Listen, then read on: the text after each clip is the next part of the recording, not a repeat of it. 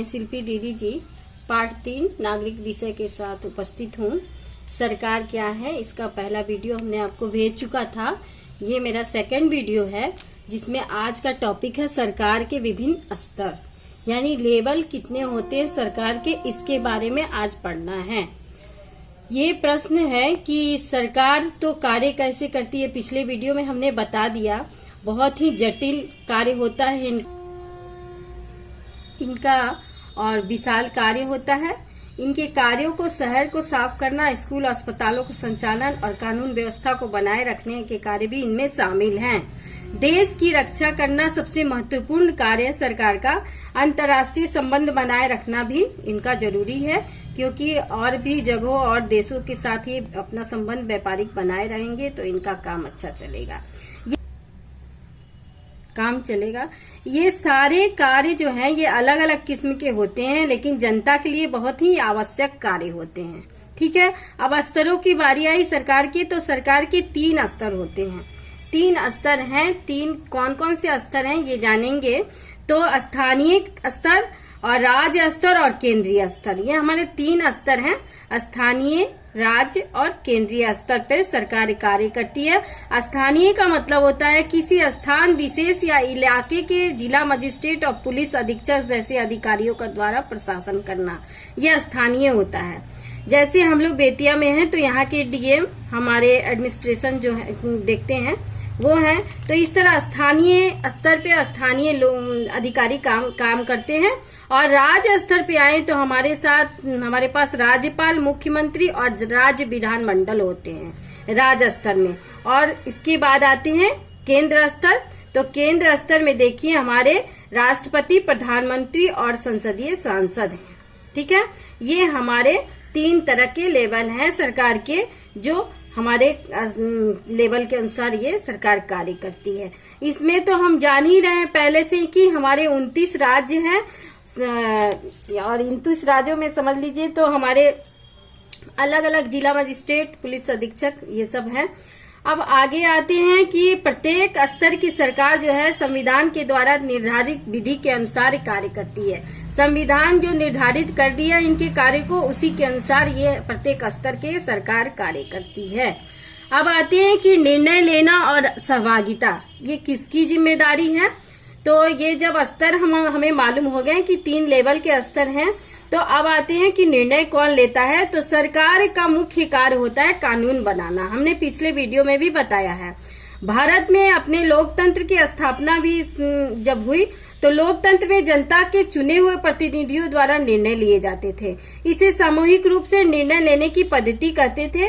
सभी निर्णय जो थे विचार विमर्श और वाद विवाद के लिए लाए जाते थे और निर्णय लेने के बाद मतभेद भी होता था कि नहीं ये काम सही नहीं है, ये काम ऐसे है। तो जब हमारे प्रतिनिधि जो होते थे किसी एक विषय पे एक मत नहीं होते थे, तो ऐसे मामले में बहुमत तय किए जाते थे कि भाई अब मताधिकार के अनुसार ये कार्य होगा। ठीक है, अब मत ज्यादा होगा जिस विषय के लिए वही कार्य होगा। चुने हुए प्रतिनिधि जो होते थे उसमें से तो अभिव्यक्त विचारों को संपूर्ण जनता के विचार को मान लिया जाता था। जो जनता कहती थी, अगर ज्यादा वोटिंग रहता था उनका तो उन्हीं के बातों को माना जाता था। इसका अर्थ यह हुआ कि निर्णय लेने की प्रक्रिया जो होती थी उसमें सबकी भागीदारी होती थी, सभी लोग निर्णय लेते थे। और सरकार को सुचारू रूप से काम करने के लिए सामूहिक निर्णय जरूरी होता था। यह पद्धति जो थी समाज की परिपक्वता और समझदारी को प्रकट करती थी सरकार को सुचारू रूप से चलाने के लिए। लेकिन ये देखिए कि विविधता में एकता का सुंदर उदाहरण इन लोगों ने दिया है कि लोगों की राय अलग अलग हो सकती थी, लेकिन बहुमत से लिए गए जो निर्णय होते थे उसी के अनुसार कार्य हमारे तैयार किए जाते थे। ठीक है, अब देखिए कि कहेंगे कि समाज के व्यापक हित के कार्य करने के लिए सहमत हो गए ये लोग और ये सहभागिता देने लगे। तो ये इस तरह से लोगों की सहभागिता होती थी निर्णय लेने में, किस तरह से ये हमने बता दिया मताधिकार के दौरान। अब आते हैं सार्वजनिक व्यस्त मताधिकार के बारे में पढ़ेंगे। सार्वजनिक व्यस्त मताधिकार जो था उसमें देखिए कि परिवार के कितने सदस्य हैं उनको चुनाव के लिए वे लोग वोट डालते थे। भारत में मतदान की आयु क्या है और चुनाव क्यों होते हैं इसके बारे में हम जानेंगे व्यस्त मताधिकार के थ्रू। ठीक है, हमारे यहाँ व्यस्त मताधिकार जो होता था वो 18 वर्ष से की आयु से जिनकी होती थी वही मताधिकार देने के अधिकारी होते थे। मताधिकार का अर्थ क्या होता है ये बताते कि मत यानी वोट देने का अधिकार।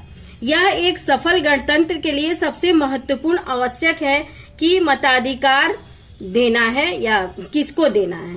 जब यह अधिकार सभी वयस्क और बालिग लोगों को उपलब्ध होता था तो इसे सार्वजनिक व्यस्त मताधिकार कहा जाता था। ठीक है, हमारे देश में अधिकतर इसका प्रयोग, हमारे देश जो है उसमें इस अधिकार का प्रयोग प्रत्येक व्यक्ति द्वारा किया जा सकता है जो भारत का नागरिक हो और जिनकी आयु 18 वर्ष से कम ना हो।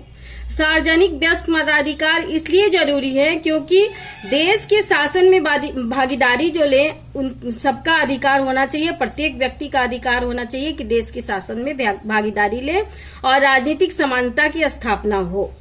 और लोकतंत्र को देखें तो जनता के लिए और जनता के द्वारा स्थापित जो सरकार होती थी उसी को लोकतंत्र कहा जाता था। ठीक है, लोकतंत्र के दौरान अंतर्गत सरकार को चुनना।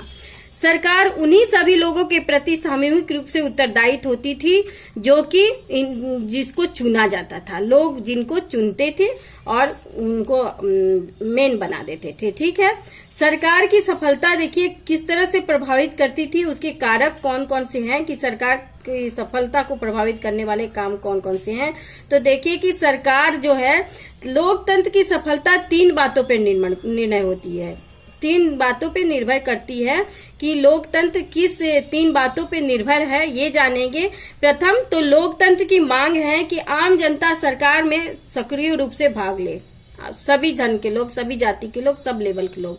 और दूसरे, लोकतंत्र में चुनाव जो स्वतंत्र और निष्पक्ष होने चाहिए दूसरे नंबर में। और तीसरे नंबर में कि किसी भी नागरिक के साथ किसी प्रकार का भेदभाव न बरता जाए, सभी लोग कानून की नजर में बराबर हों और लोकतंत्र की सफलता के लिए स्वतंत्रता और समानता सबसे अधिक अत्यंत आवश्यक हो। ठीक है, लोकतांत्रिक सरकार एक ऐसी सरकार है, उसे कहेंगे हम, जिसमें प्रत्येक व्यक्ति को समाज में उसका उचित हिस्सा मिले, उचित अधिकार मिले।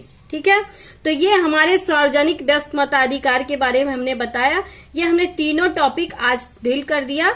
अब नेक्स्ट वीडियो के साथ मैं फिर उपस्थित होंगी। धन्यवाद।